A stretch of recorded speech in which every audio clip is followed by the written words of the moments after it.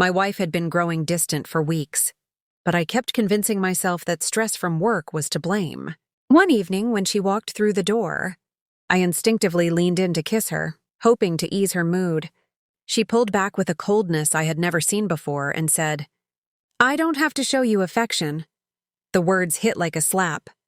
I froze, unable to understand what had just happened or why her tone carried a strange confidence, almost as if she were performing for an unseen audience.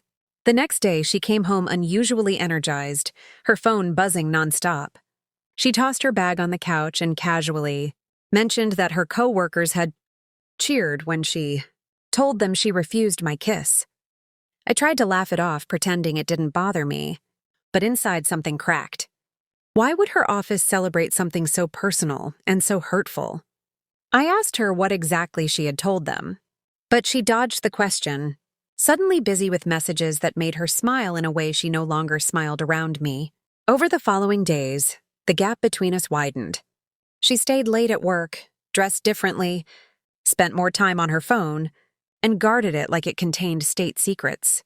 Every time I tried to talk, she accused me of being insecure or controlling. Started noticing inconsistencies in her stories, names mentioned once and never again, late-night meetings that didn't match her office schedule, and coworkers who seemed unusually invested in our marriage problems.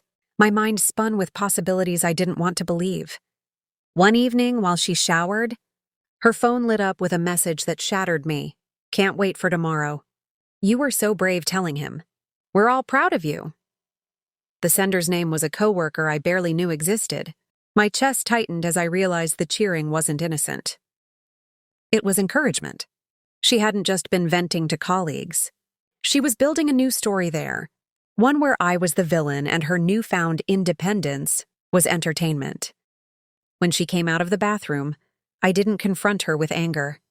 Instead, I asked calmly if there was someone else. For the first time, she didn't deny it instantly. She hesitated. That pause was louder than any confession. Her silence told me everything the messages hadn't spelled out.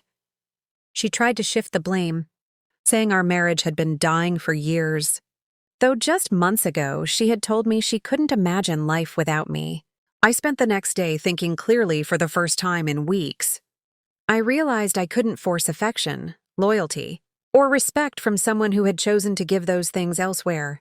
Love doesn't disappear overnight, but trust can crumble in a moment, and hers had been eroding long before she ever refused that kiss. By the time I packed a small bag and walked out the door, I wasn't broken. I was finally free from pretending our marriage was still alive. Looking back, the truth is simple. Her refusal wasn't the beginning of the end. It was the moment the end became undeniable. And sometimes painful clarity is better than comforting lies.